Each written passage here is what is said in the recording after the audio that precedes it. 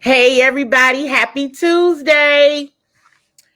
We're back with another Washington football team training camp update. Welcome, you all. I am your host, CWall.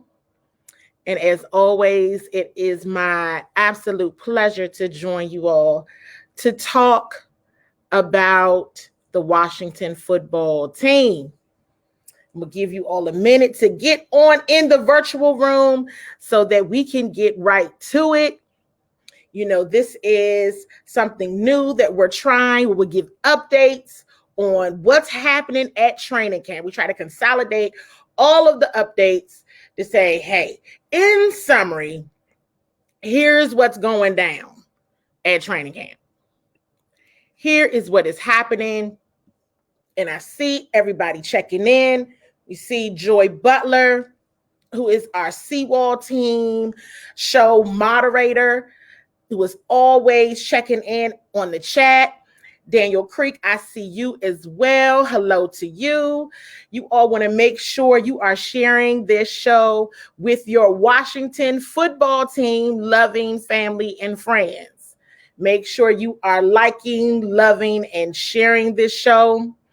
Absolutely want to make sure everyone is checked in and engaged, because as always, we have a ton of updates and a ton of just information and topics that we want to get to. Again, as Joy has it here, listen, thank you for joining the conversation. Please share and tag your Washington football team friends.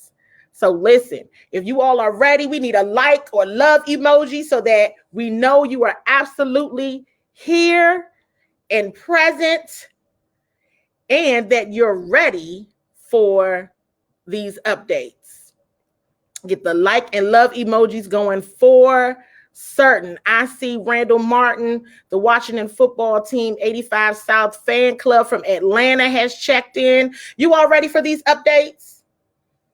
We're 2 minutes into the show, so let's go ahead and get these updates going. So listen, check in, you all. Remember last week when we talked, I said, who is going to be at Friday night football practice? Who is going to be at Friday night football practice? Absolutely check in, like or love emoji if you were there. Listen, I'm sure you all have already heard this a million times. So let me tell you, for the a million and one time, the vibe was super dope. Super dope. And Daniel, I'm gonna put your name on the screen, my friend. I'm gonna put your comment here on the screen. You said you saw me. You saw CWall. Well, blessings to you, sir. I try to, if I see people, I try to speak. I try to, but it still work. So we were kind of running around a little bit, told us to go here, go there. But what's up, Daniel? I'm glad that you saw me. I appreciate you so much. It was a total vibe, wasn't it? Corey, I see you've checked in. Friday night was a vibe. I just feel like this needs to be said, and it has to be said. I think it's important. It warmed my heart. It was a few moments that really warmed my heart as the team was coming out. Tressway, in his excitement to see the fans in the stands, was just, again, it warmed my heart. The crowd enthusiasm when Coach Ron Rivera came out there, I thought that was tremendous. I thought it was just so awesome. And it was kind of funny to me.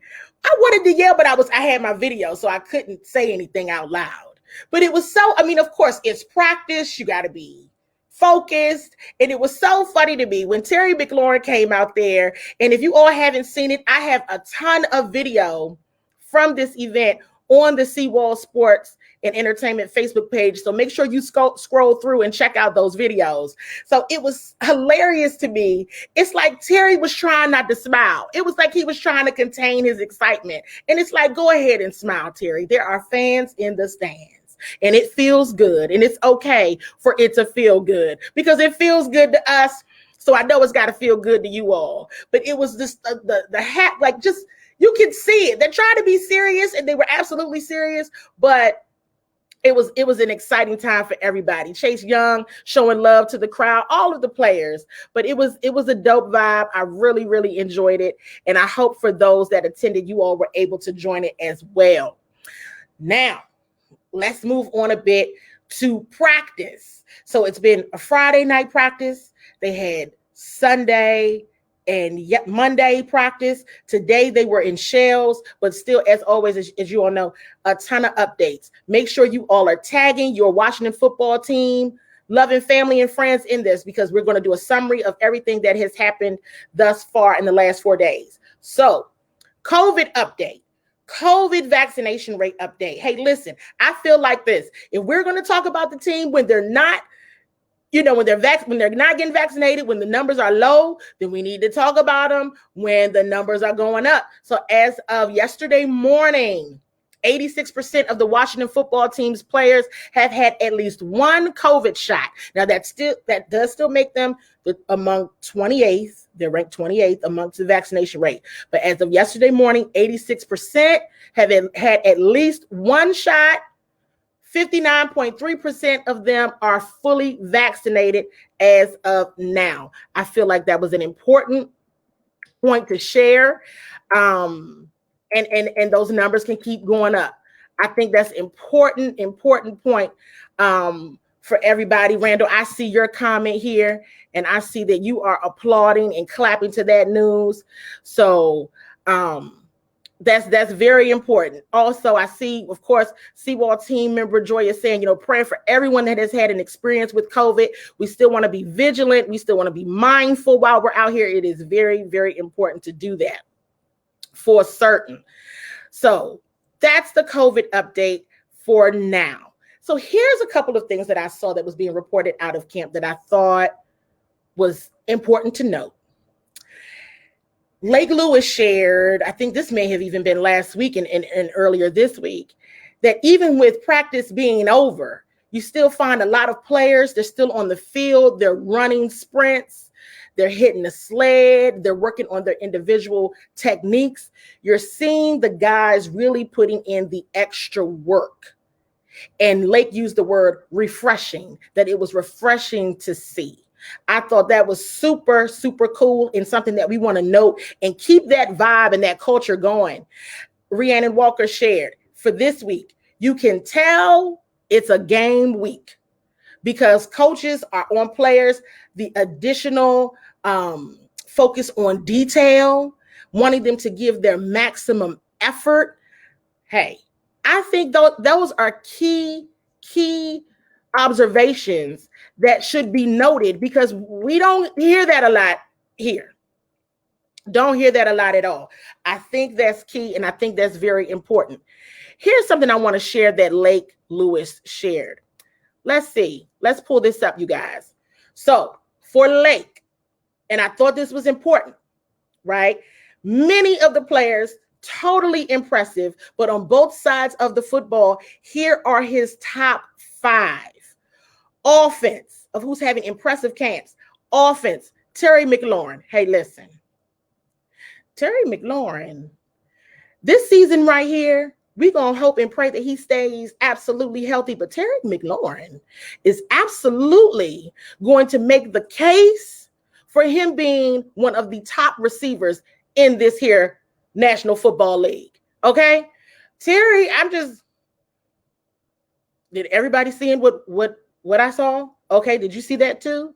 Yes, Terry is well on his way. He's ready right now. I'm excited. Here's a name that's noted to have an impressive camp. Steven Sims Jr. And we all know Steven Sims Jr. is absolutely fighting for a roster spot. Absolutely key right here that he's having a solid camp. This is Logan Thomas that Lake is speaking of here. Diami Brown, it's another name. We got 3 wide receivers on here that he's talking about having impressive camps. Diami Brown, another name that you're continuing to hear. That word is, he has all of the makings of being a potential wide receiver too. Wow. Wow, right? That's big. Sam Cosmi, right? We continue to talk about offensive tackle Sam Cosmi. Yes, he's the rookie, the 7th rounder, but he is going up against the best of the best in Montez Sweat and Chase Young every single practice. He's going to be ready too. Don't worry. I've seen people say they're worried about the offensive line. I'm like, hey, listen, if you're going to go up against anybody every day for practice, let it be those two. Because then you're going to be off the hook once the season starts. I like it. I like it a whole lot. From a defensive perspective, Landon Collins, Montez Sweat, Cole Holcomb, John Bostic, and of course, the defensive rookie of the year himself, Chase Young. Impressive camps. I think those things are absolutely key to mention because we're coming up on the first preseason game here on Thursday, y'all. So it's going to be a lot to mention, and I'm going to go through with some of that, what was shared by Ron Rivera in today's press conference. And I see your comment here, Wallace. I appreciate you checking in. You're here for the update. You're worried about Cosmi. A lot of people are. A lot of folks are. But I'm saying this, and Montez Sweat and Chase Young are saying the same thing about this kid. Hey, listen, they're going up against us. If he can rock with us, we can trust him on game day. Got to get them ready. Got to get them all ready. So I'm excited. I thought that was a terrific update. Another thing that was shared was that Tress Way is just, I'm going to mention Tress Way again. Because not only does he love y'all, not only does he absolutely love the fans and love this great game of football and this amazing Washington football team. Listen, he's just kicking the ball. But the team needs that. The team needs Tress to be at his best, as always. Think is key. So hearing even the positive things about Tress Way and how he's looking in camp, that's important, right? From an injury info perspective, we know that William Jackson has been dealing with a leg contusion, but he was on the field with the first team today. Curtis Samuel, while he's been taken off of the COVID list, he is on the PUP list now, still dealing with that lingering, growing injury. Matt Ioannidis, he was there today in his jersey, but everyone was in shells today. They weren't in pads because they've been in pads a lot here lately. But they're working him back into the rotation. Kyle Allen still dealing with that ankle. So that's just a high-level update on the injuries there that, again, I think is key to mention, absolutely key to mention. Now, have you all seen the unofficial depth chart? Have you seen the unofficial depth chart? Check in, let me know if you have seen it. Here's some key points. Now, first things first about the unofficial, the depth chart. Got to just take it with a grain of salt. Right? Just don't even, don't read too much in it. But I do think it's important to note what some of the key things that came out on this depth chart. And I'm going to share what Ben Standig from The Athletic, what he shared, because I think this is important, right? They say, take it all with a grain of salt. And okay, you all right. But I do think there's some things that are of note in this unofficial depth chart for camp. Take a look at it, y'all. We're going to go through it together, and I want to hear your initial reactions to this. Starting wide receivers, McLaurin, Curtis Samuel, Adam Humphries. We were hearing a lot about Adam Humphries coming out of Richmond camp. A lot about Adam Humphries and his connection with Ryan Fitzpatrick. Just wanted to note that. We see here, left guard, Wes Schweitzer, right tackle, Cosmi with the ones, Jamin Davis at middle linebacker, your starting safeties. I want to know your initial reactions, folks. Your kick returner, your punt returner, your tight end 2. With Hemingway. Now I'm gonna comment right here on DeAndre Carter, because DeAndre Carter is another name that's been flying under the radar. But if you're paying attention to the reports that are coming out, this is a player that is continuing to impress. And got to keep our eyes on him. Got to keep your eyes on him. Going back to the comment about Steven Sims Jr. a moment ago, he's fighting for a roster spot. We know that. We absolutely know that. So while they say, take it with a grain of salt, might want to pay attention this year. Might want to pay attention to it. You just may, because you never, ever know. Never, ever know. And I see here, let me put your name on the screen, your comment on the screen, Anthony, where you feel like Dyami should definitely be starting.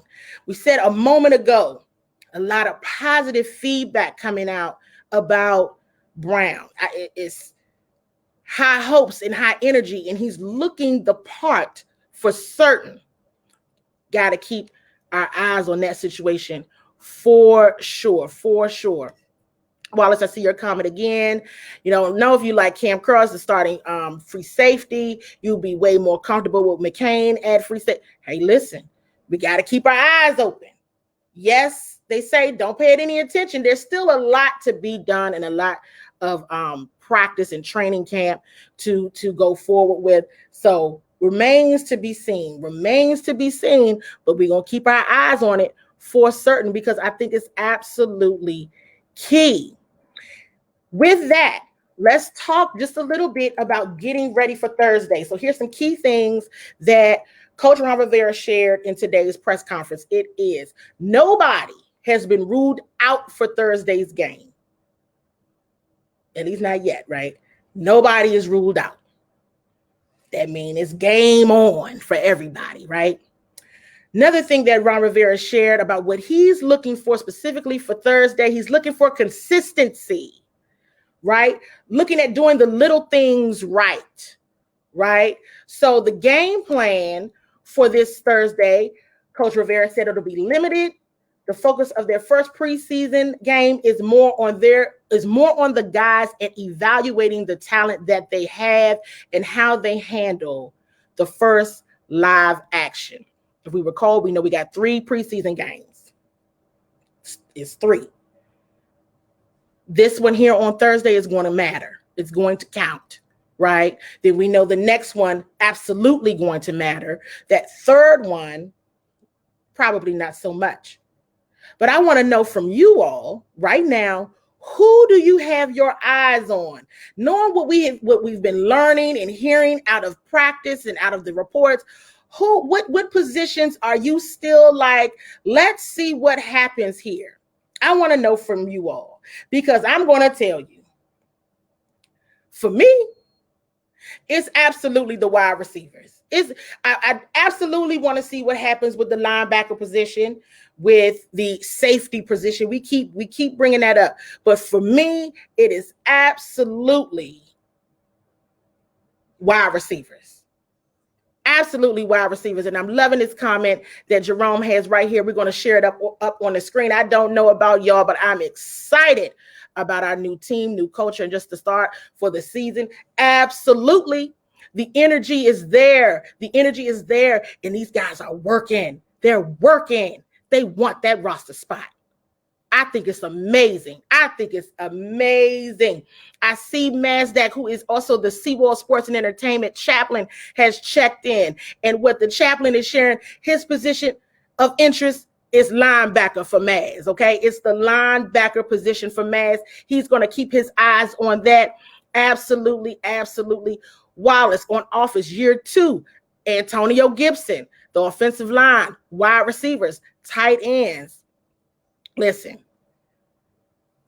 only a couple more days, y'all. Couple more days. I see another comment here. TJ, wide receiver for sure. We got to see what's going on here. We got to see who's going on here. Now, I have to ask this question that Joy has up here because I think it's important. Do y'all trust who the team has at quarterback?